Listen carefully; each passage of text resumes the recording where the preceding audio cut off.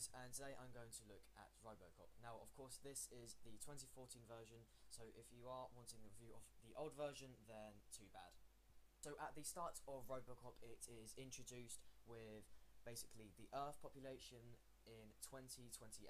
So basically we've got state-of-the-art technology, and we've got loads of robots and drones, and they're used for security throughout the world, except America. Now that's a bit of a twist, because America is the country where all the robots and drones are made. So basically the way they introduce Robocop is that they look at all of the ways that they could introduce robots, and they realise that they can't actually put an actual robot on the streets because it's just too risky, and that is not what the people want.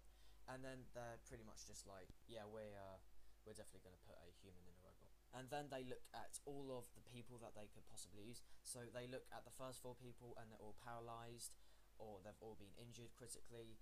And then basically we're introduced with this character called Alex Murphy, and he has a serious accident where a car explodes. And then they look at him and they say to his wife, look, we can help you out, we can help him, just sign this contract and it'll all be sorted. And of course she signs it after a lot of consideration. And this is when the really good CGI comes in and the special effects, so we see really good and well made graphics towards the art design for Robocop, and it looks absolutely fantastic. Firstly, it is white and grey, which is originally for the first Robocop film, so I sort of like the idea that they tried to keep it original, but they're sort of more like, let's keep it tactical, let's go with black. And obviously they send him back to the lab and they respray paint him. Now the most annoying thing is that they don't actually show them physically building the actual robot. They just sort of show the aftermath of him. However, they do show like the mechanics of the entire robot, and that is really cool, because he's sort of paralysed, of course, but he's got this suit on, and they basically take all his body parts apart, and it's just his head and his lungs, and it's sort of scary because he sort of realises that he's nothing without the suit, and that he needs it completely.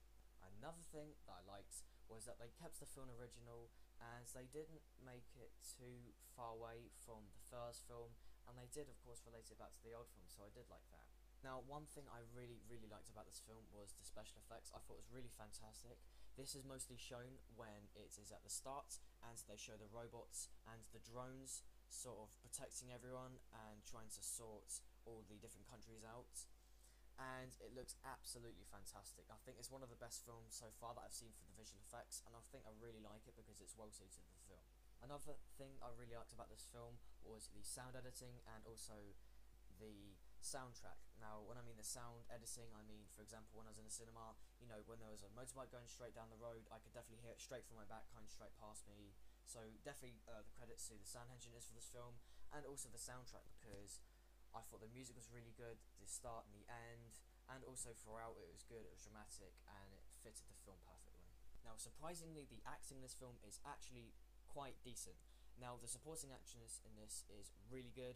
However, the person I thought stood out most was definitely Gary Oldman. You know, the good cop in Batman. Yeah, that guy, he was pretty good. Personally, I think you should go see Robocop, whether you've seen the first one or not. I have seen the first one, and of course I thought the 2014 version was way better. Some people may disagree with me, but I would be interested to know what you thought. Overall, I would give Robocop 7.9 out of 10.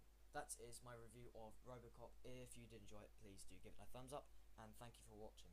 Hey guys, it's Angus here, and today we're going to look at American Hustle.